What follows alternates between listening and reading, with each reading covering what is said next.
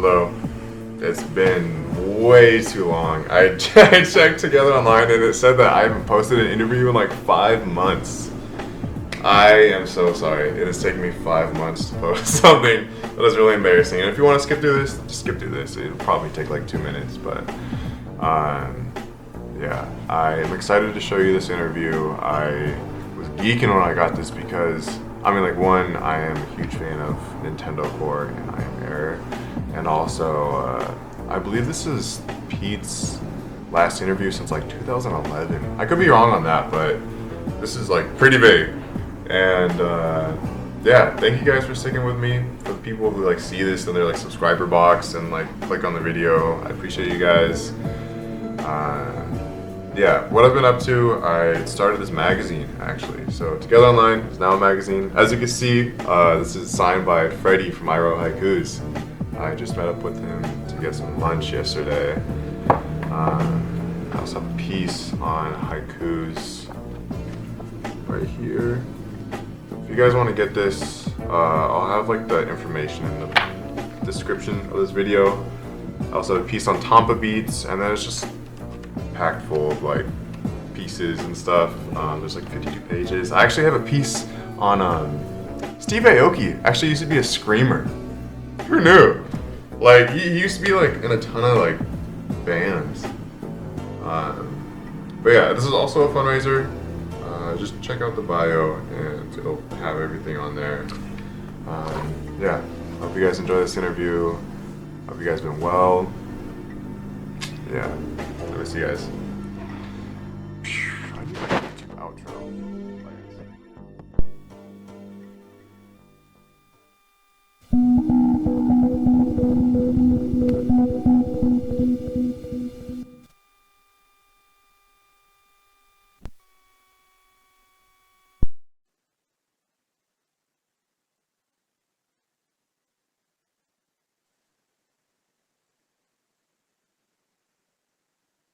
Hey, Hey, how's it going?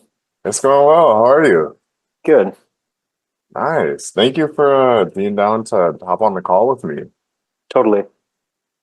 Um, yeah, so I checked out your record, the new Airflow record. hmm Dude, that was crazy. I feel like it was really different than the first Airflow record that you had. I was It's, thinking, hmm? oh, I was just gonna say it's definitely a lot more minimal and sparse, whereas the first one was a lot more maximalist, I think. Mm, And there's some aspects of that, but the main reason for that is because the bones of the songwriting, even though it was collaborative on the first Airflow one, the second one actually came first in order, and that was more or less all me solo. So I think that that's kind of the difference in sound is like Airflow is like the Beatles, and this is just like a McCartney solo record in a way, you know? yeah, yeah. I feel like this second one was very minimalist, but also like very warm too, I've noticed, compared to the last one. Again, I think that just comes down to the difference in our styles of where Will was more into the beats scene in general. I think Com Trues isn't technically beats, but when you think of like a fat beat and kind of more of this down tempo, half tempo type aesthetic, I think that that's what influences a lot of the melodies there. And he's into things like Ulrich Snaus, so kind of like the shoegazy side of ambient downbeat. Whereas I think what I'm more into, and again, this music is from like more than 10 years ago. It's like from when I was in college. So it's drawing on my influences I had then, like old Black Moth or very early Boards of Canada, like the interludes and stuff. Just having the space to explore that sound. And it's largely because I don't know if you've seen the pictures of me with a Moog that I no longer have Yeah. anymore, but just having that piece of hardware, it kind of writes for itself in a way that I learned in the box and doing VSTs and stuff. And it's just a totally different process. Yeah. I wanted to kind of with this interview go kind of more chronologically Okay. with everything. So a lot of people associate you with just like a lot of synth stuff. Right. what like kind of sparked your interest in like into getting into like chiptune or just like really getting into synths in general? It's a good question. So when I was very young, probably like 6 or 7 or so, my dad had a Casio, specifically an MT500. It's a really shitty little Casio that, unless you're playing extremely lo-fi music or you put it through pedals or something, it's not going to be super usable, but it's really kitschy and I like some of the sounds on it. Now, I remember playing with that when I had piano lessons as a kid and caring more about the cool synth timbres and stuff than like actually getting good at keys. And I think that that's really why Airflow sounds the way it does, especially on this record. It's very like tone questy, wanky, more than like some virtuoso composition or something like that. So I think that that was my first experience with synths and being really interested in it, other than, hearing Queen Innuendo, Queen's 90s album, the last one before Freddie Mercury died, or certain records that I grew up with around the house of being like, oh, what's that sound? It's a synthesizer. What is that? And then fast forward to, I mean, I don't think I know anyone our age who isn't into video games in some capacity, whether that's now retro gaming or new gaming or some combination of all of that. But that was no different. I was definitely a Nintendo kid. Yeah. Did you have any like games that like just were like you loved the soundtrack back in the day? I still love a lot of the soundtracks. Not that I listen to video game music or chiptune or Nintendo Core these days, but just off the top of my head, Super Nintendo Mario Kart comes to mind. Of It's so influential, and you hear so many people now that there's this kind of revival of music that's not video game music that sounds like it. Like, I'm sure you've heard all the drum and bass of like PlayStation titles. It's that same kind of thing where now I'm starting to hear all this like lo-fi, almost like tracker chiptune demo scene stuff of where it sounds like Mario Kart or Super Nintendo Mario Kart, but it's like really, really jazzy, really like fusion type stuff. So it's definitely out there in the world. But other than that, like old influences that were really big, especially when I started iamerror, Phantasy Star Online. Oh, that's a classic. There's such like expansive worlds and the aesthetic of that game and the music, and it's just, I've never been so immersed in a title in that way. So Phantasy Star is definitely up there. Obviously, all the Mother games are Earthbound. Their soundtracks are like quirky and good. I mean, I could go all day, but yeah, generally the older the better when it comes to soundtracks. Yeah. So touching up on your first project, was iamerror your first project? iamerror was my first formally released project that I put any real time into. Prior to that, I was just kind of dicking around in FL Studio for a couple of years, making like mostly trance music. That's kind of what got me into it. Just like in middle school, I thought that like euphoric trance was super cool. Now that sounds coming back again now, much to my chagrin. It kind of is, yeah.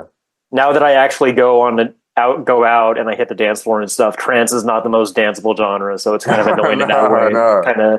Kind of too nerdy to get down to in a big way. But you hear the influence of even like anthem trance and tech house these days, so you still get a part of that a little bit.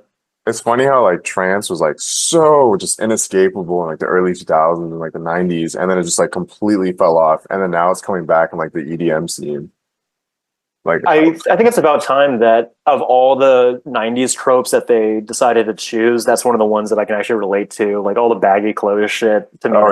That's how I can tell that I'm like no longer a spring chick, and I'm like all the baggy clothes shit to me is super dumb, but like you do you know. I'm sure that like I had a crawl in girl pants so people could walk in skinny straight leg jeans, you know what I mean? Were you actually wearing girl pants back in the day? Oh hell yeah. Really? and not just that, but like going to like nice department store type deal, like an Abercrombie American Eagle type thing. Like, and of course I would never like wear preppy shit really, but like that's just what some kids did. You'd either go there or a thrift store, and you know, you have little fucking flared bell bottoms and shit. Like yeah, they really did not have skinny straight legs back in the day. Like straight legs were like boot cut now. Was when you were like kind of in that scene, like I guess like the scene kids scene, would you say that that was like the first like scene kids? Because I know that like the scene had kind of evolved. Because like I feel like when people think of like scene kids, they would think of like Pierce the Veil era, but this like That's kind of just predates. after the cusp of my time. Like I know of Pierce the Yeah. Veil mostly because I liked Before Today, which is the band before that was on Hmm. Equal Vision, and it's kind of like melodic post-hardcore melodic punk type deal. But yeah, that was super cool. Um, I would say that I was probably in the initial iteration of what we think of as like being a MySpace scene kid thing, like pretty original. But I mean, in the '90s, you could see that style was evolving, and it just kind of became, I guess, more feminized or androgynous over time, to where you'd have the bows and the hair and tiger stripes and Hmm. the whole 9 yards. Yeah, and like the white belts and stuff like Oh that. fuck yeah! Oh, I absolutely had a white studded belt, dude. Oh, actually, I think I saw a picture of you with the white belt. Oh yeah, you can. Yeah. It's out there. Did you get that Truth from is like out there. yeah. I need to find that picture again. But yeah, going back with like the whole like MySpace era, when did you first like notice virality with like in just any of your projects? Sure. So I guess to even take it back a little further to your previous question, the inception of iamerror was basically me and Will being really into bands like Gengistron and Albatross, Horse the Band, and just wanting to do a more basically sceney version of Horse the Band, where that they sound like normal grown ass men because they are. We wanted to do the like super like dance part and Mm, uh, kind of energetic version of all of that. So we started getting a pretty good response right away, like even with really terrible demos. I think it was largely a time and place thing, and also I would aggressively add people. Like that's one of the huge upsides of MySpace and the culture back then compared to now and social media is you could just sit on MySpace all day adding people that were on the friends lists of bands that sounded similarly. And I'm sure that you had a million local bands add you on MySpace because everyone fucking did. So I did that, and I think that was just gas on the fire of it combined a lot of these aesthetics that were kind of around but not as crystallized at the time. And now you're seeing a bit of that retroactive thing with sasscore. Like a lot of those aspects that to me just called sceney dance parts or whatever are actually part of that genre trope now.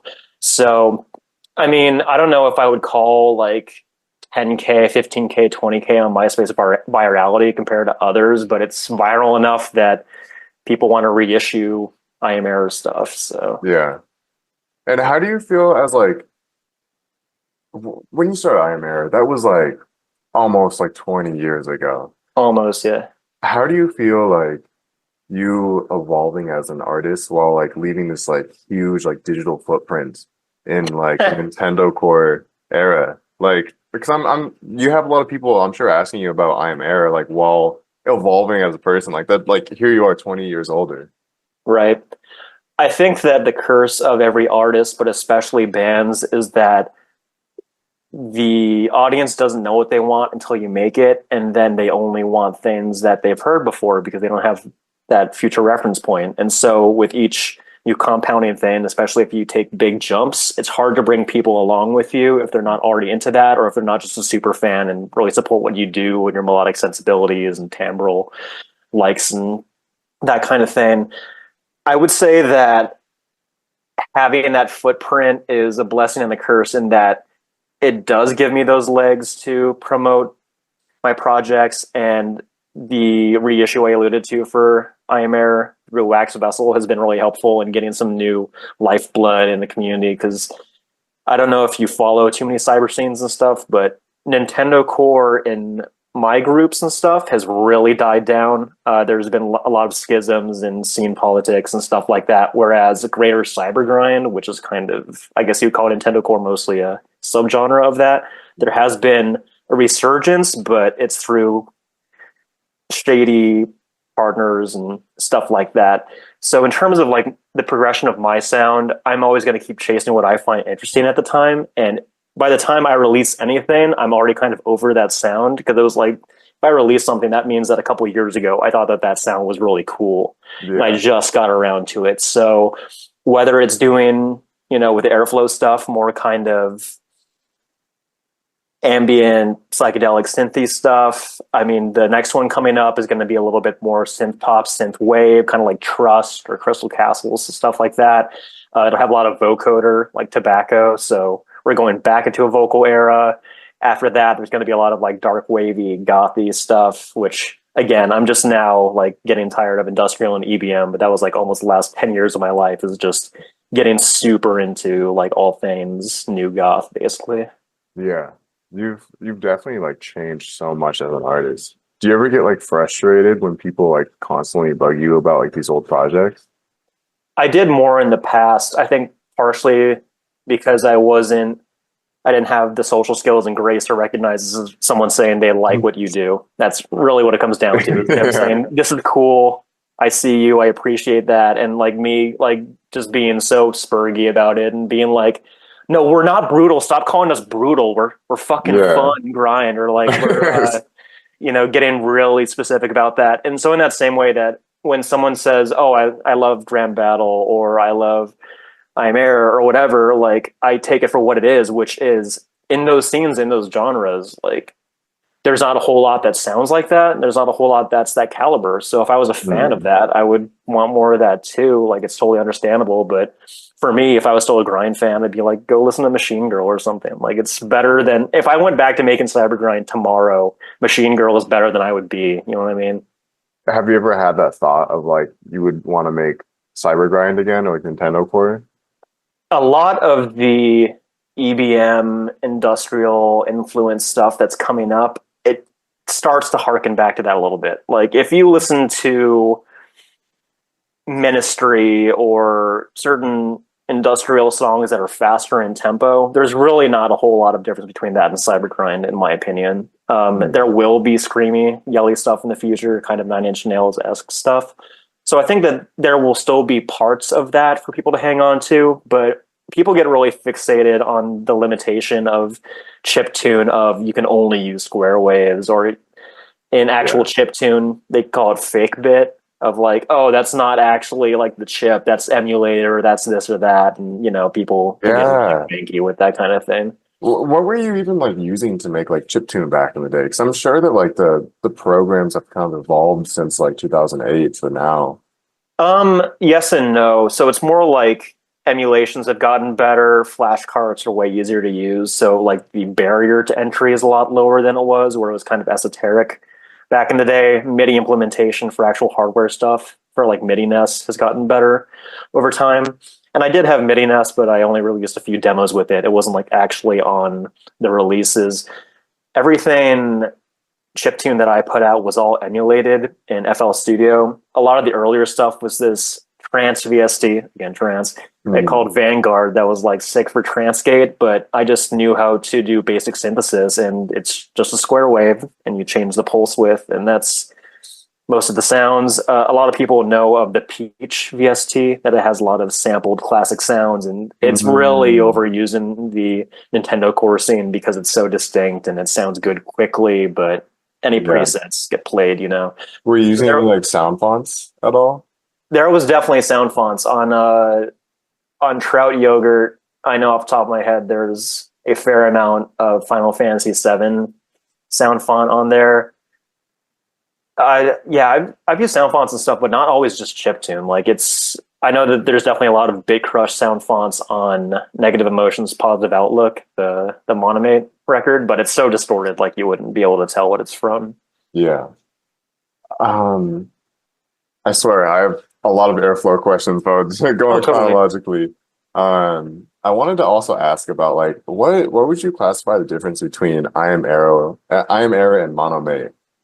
Because like you also had like Hyrule Rough on I Am Error, but then you also Right. reissued Hyrule on Monomate, and it's like two kind of similar, but also like two different sounds.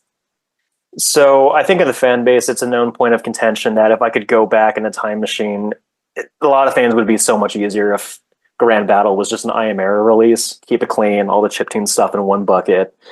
Um, but at the time, the reason for that distinction was because I wrote the song Dreamland after I had already known that I wanted to make a solo project and stuff. And a lot of the songs before that that have programmed guitar, like what I would call the singles on Grand Battle, like Surfing Song, like Fail Hill Zone, Big Fish.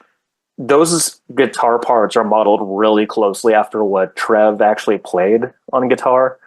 So that was kind of the root of where a lot of that sound came from. Whereas when it was just me and I'm stuck here with Demo 09 having been released, but I'm like, this is a really good record. It should actually be finished. Demo 09 sounds like shit. So I wanted to go back and finish it, but then I think I wrote that additional song Dreamland, and my rationale at the time was like, okay, just start anew. This is a song that I wrote when I was Monomate, and so on from there. I think it's good in the sense that, again, it brought along Nintendo Core people on the ride, whether they want to be or not. Like, people listen to Monomate now because of that legacy influence, whereas there's not a whole lot of negative emotions, positive outlook only fans. But I don't really care how you find me. I'm just glad that people are in the fold, especially if it comes from hate and you get converted that way. And I think that would be my favorite possible, because I find with super fans, there's a lot of I love you, I hate you arcs that go on. So anytime I see people that are very emotionally engaged, I'm like, even if you're really annoying, this is going to be great lore for like everyone involved. So we're talking about like the other people that would join your projects. How would like live shows kind of go out? Like from iamerror to like now, because it's always kind of like been you and then plus other people, but it's always been like very like chiptuney. And like how does that kind of translate? There used to be, and there might still be, a net label called Grindcore Karaoke that I don't know if this is what they meant, but that to me is like what laptop music is you load up all your shit in a wave or an MP3 on the computer, maybe a video if you're lucky, and you're doing karaoke to that. Really? When did this start? Oh, well, like that's just how most cybergrind bands play, is you press play on the backing and you just go. When Will was in the band, he was playing guitar live as well, and he had some like delay pedals that he'd play with and stuff like that. But we never played out a huge amount, mostly because A, we were bad and never practiced. You can see evidence of this on YouTube. The second reason is our local scene in greater LA, specifically the Inland Empire. This is when deathcore was really big, and like MySpace deathcore, the first wave of it. But on top of that, it was like in SoCal, people just really wanted like sick lows and breakdowns, where I can't do lows. I've never been able to do good lows. So it was just me screaming high because I thought like shit, like number 12 and Seisha and all the highest scene screening. I thought that was sick and I could do it. So we did not have a receptive audience, and we would get like heckled brutally and stuff. So it's funny to me that iamerror has taken on a cult connotation now, because we were like so hated in our local scenes in the hometown. Really? People were like embarrassed to wear the shirt just because of like associations, and they denied us after the like. It's there's a lot of like hometown baggage that came with it at the time, but now it's like no one cares. You know, no one knows. It's all been lost to time. It's almost like gotten cooler now, because like scrams is like the higher pitched screams are they have like dominated like the lower screams. Frail Body comes to mind. Of the scream is very similar to what I was doing in iamerror. But I this is advice to anyone young listening. I'm like 34. If you're like in your teens, 20s, get your high screams out now, because you're going to lose your range real quick when you get old, especially if you scream more and you like smoke, whether cigarettes or weed or like whatever. You're going to start losing that register for high screaming. So it'll happen to you, happen to me. Really? So you have now shifted towards like more like of a lower scream. Like you said that you are trying to do more like 9 Inch Nails type of stuff. Yeah, so more like that, like melodic yelling. A lot of people's voices degrade into that. A great example would be Keith from Every Time I Die. Back in the day, he had that high scream going all day, but you get a few vocal pulps and hard tours and stuff, and it just kind of turns into that like Corey Taylor Slipknot that everyone develops, and I relate to that as well. Yeah. So have you played any like live shows with Airflow? Not with Airflow, but kind of informally for Monomate. I Well, I played a few shows like Grand Battle era. Again, they were like karaoke, but they were pretty well received at the time. I've done a few shows after that where I had a sampler that I'd be triggering samples to, and this was in Negative Emotions, Positive Outlook era.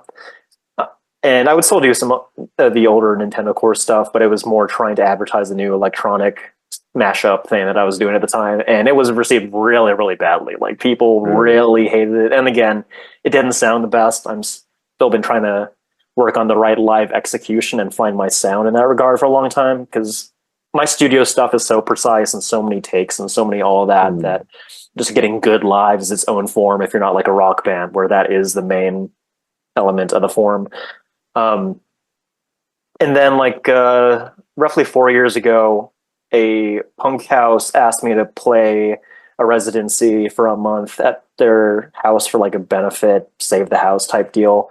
And I did live Dallas improv with like a bunch of hardware, and I was just kind of like throwing down like sick beats, really, just like cool IDM stuff, EBM, like just whatever sounded cool off the top of my head. But that was like the last time that I actually really played out live, and for those reasons, like I want to be more involved in my local scene and all that, but I want to have a product worth selling and advertising. That's why I never did the airflow thing. Is there is demand, and I have friends and other people that want to book airflow and get it out there, but for I can imagine that a detractor of airflow would call it like elevator music, you know, like especially the first record, it's like very chill, instrumental, whatever. And I don't want to be bad, not good, chill beats to study to, but live and putting together a band to play this like very heady instrumental stuff. Like in my head, that sounds really fucking boring. Whereas doing something that has like a vocal component, I'm like, okay, I can justify that. I can do a tobacco thing in like a year from now once I get everything dialed. But I wouldn't want people to sit through me playing one synth lead on backings you already know. I want people to feel like they invested their money well and not just, oh, I supported a guy I liked and he's not there yet. No, it's hard to make laptop music work or backing track stuff. Like when you don't have pop budget, you have to get really creative to make a compelling product and sell. Yeah. I can 100% see that.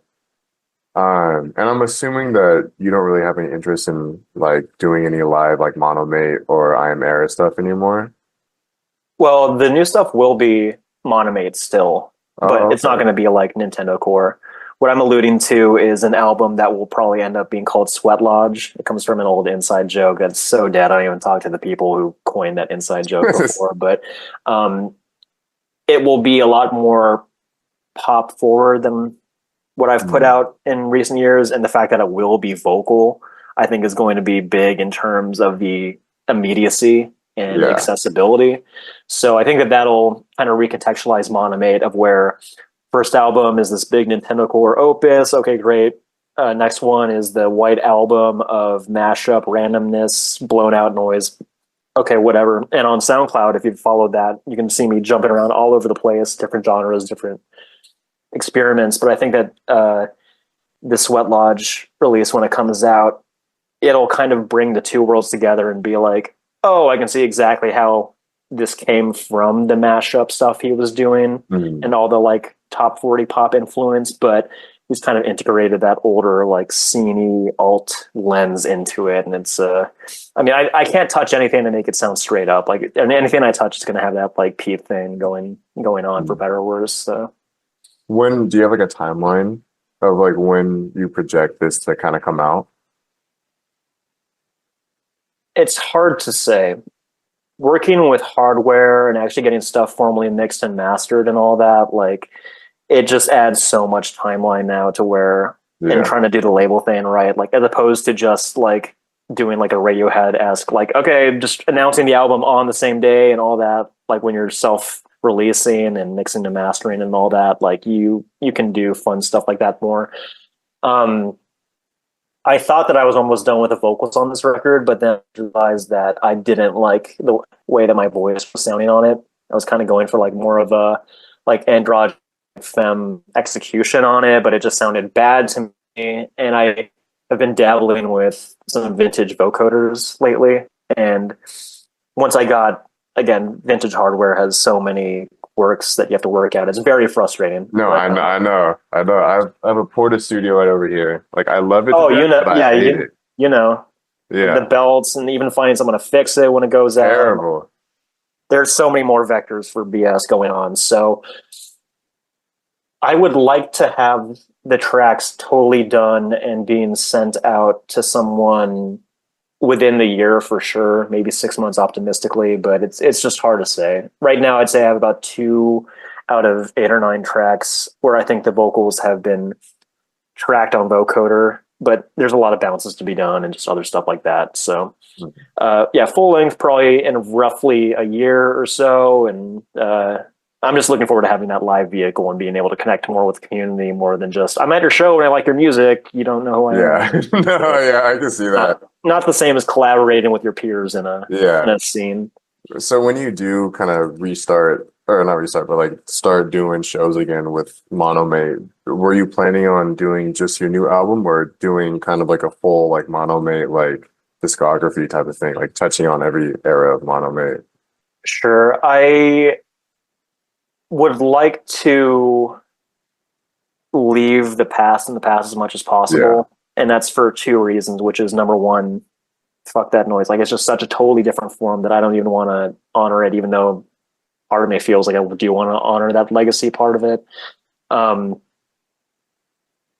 Yeah, there's that, and also like not being as well known. And I live in Portland area now, where I'm from SoCal, basically. So I would say that I have more notoriety in SoCal for that reason. But in Portland, I don't have that name brand recognition in the same way of where I think that if people were to come to shows, yeah, you'd probably still get some like, oh, play Big Fish, play Fail Hill, play Horse Flay Show or whatever. But yeah, I don't, it's not that I want to go full Billy Corgan and never play old stuff again, but every time I try to recontextualize the old stuff, like there have been like 5 times that I've tried to take Rainbow Road and make it into like something more club. So it like evolves with me. Yeah. But it always just ends up becoming a new song. So and I don't like the old stuff. So again, it's this, it's hard to want to give fans a reason to come and have that recognition of, oh, this is the song that I like that I came to see. Cause I get it. I go to shows and I get pissed off. I don't hear the old songs that I like to. But I think that there might have to be a clean slate, and it's largely just because the old live versions, they were fun for what they were at the time, but it's not really what I want to put out there. It's not the refined product that I think people deserve when they pay money to see. So I feel like synthwave really came back when like Stranger Things came out. Oh yeah. And like there's so many artists that try to like have their hand at the genre. Well, what do you feel like differentiates you from like all the other like synthwave artists?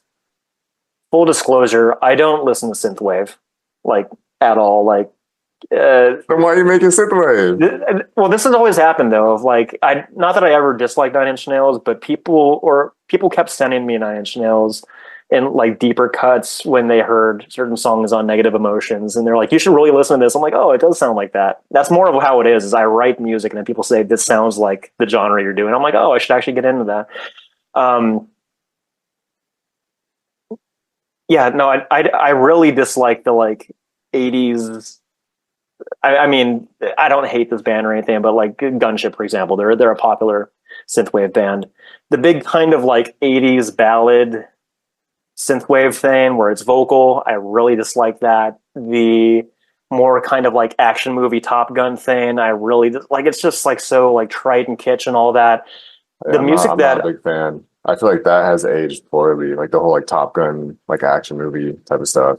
I don't understand the appeal for it. Like it's like we're already making a very virginal sounding genre. Like, do you not want your music to sound like cool at all? I know I'm being like a really pompous here, but I don't understand the appeal on a personal level. I can get why someone would like it, and I could say that for most genres. But yeah, as far as what I'm doing, it's just kind of a means to an end of with the first Airflow one again. That was bass tracks of mostly Will had put some melodies together and us just building on top of that. And hey, I can afford vintage synths now, built them up over time. Let's build this thing out. And even that, I think, was a little bit more synthwave than Will had wanted to go, where he like softer sounds and chill things, generally speaking, like the influences mentioned before. Whereas I think I like some of those more kind of brash, ravey timbres, just given the music that I'm into. So I think you kind of hear that in the airflow stuff. So that's where more of the synthwave sound comes from, where really we're just trying to be like Heiko, Comtrues, in my case, Animal Collective. We're just kind of like drawing on our influences in our own way. And that happened to sound like synthwave, where marketing it has been difficult for that reason, because I'm like, I don't think any of this shit is chill wave or synthwave or anything. But it's the closest reference points I can find for what I'm putting out there. I noticed like a ton of equipment back there. Do you have like a favorite piece of equipment that you have right now? It would be really, really hard to choose one. I think about this rhetorically all the time, of if I had one synth to bring on a desert island or make an album with, which one would it be? It would be really hard to make an album with only one synth. I think I would probably have the most fun. Like, if I can have effects too, I have an Ensoniq SQ80 right here, which the ESQ1 is really popular. It is basically like a Rompler, but it has analog filters, so it's digital with analog. It's like from the mid 80s. But the reason that I like it is, despite the fact that it looks like an answering machine, kind of, you can get really, really deep programming and all kinds of like LFO connects to this and that. You can go way deeper in terms of synthesis on it than my other synths, and I have so many that it would be a bad use of time for me to learn the engines on like so many others, whereas it's just right here, it stays here, it doesn't move. And it's really fun to just whip up new patches on, because I can do it really quickly. So I'd say the SQ80 is probably my favorite to program, but I mean, you're a kid in a candy shop. It's like asking a painter, what's your favorite color? It's like, well, for what? I saw that, like, I joined that, like, the Pete posting thing I saw on Facebook. Embrace yourself. I feel like there's like some sort of like mystique with your projects, kind of. Is there like an intentional like reason why there's like some like mystique towards your projects? I would say that it's partially engineered and partially just coincidental. And what I mean by that is, when I was in high school, I liked bands that their public persona was kind of weird or interesting, like in Albatross. They all dressed in this like ridiculous 70s psychedelic paisley and ascots and bell bottoms, and he'd stick his hands down his pants and say like nonsensical vibey phrases. And I was like, who is this character? Like, what's he talking about? Or bad reference to make now, again, I do not abide by his actions, but Lex from Daughters, there was hilarious clips of him talking shit on audience members and making fun of ugly people and just other stuff like that as a frontman in high school, seeing what's out there in the world, I was always attracted to people who are putting this other vibe out there, other than just being really appreciative and like, hey, thanks guys, I'm a generic person, like just trying to put that vibe out there. So I think it's partially me wanting to lean really hard into that like character and that idiosyncrasy of building up, not like being larger than life, but just like, flying your freak flag, but not even trying to, just like, trying to be interesting in that way. And then on the back end of it, the marketing piece, where in MySpace era, I would do campaigns of basically you would call that a raid these days, like getting your fans to harass someone in some kind of targeted way, but not in any real malicious way. And really just like for lolsy connotations.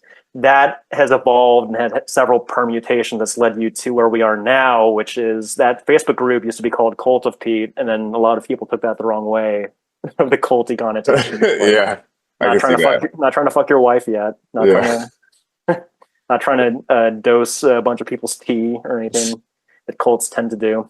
No Kool-Aid quite yet. But again, I noticed that meme culture and shit posting groups have evolved to such a point of where I see the lowest quality content getting really promoted. Like, I don't know if you've ever seen the Insane Johnny page. That's the guy from Wolf Eyes, and he just posts like terrible shit posts about really niche bands all day. I'm like, if people like this, there's no reason that I can't create my own shit post group, because Yeah.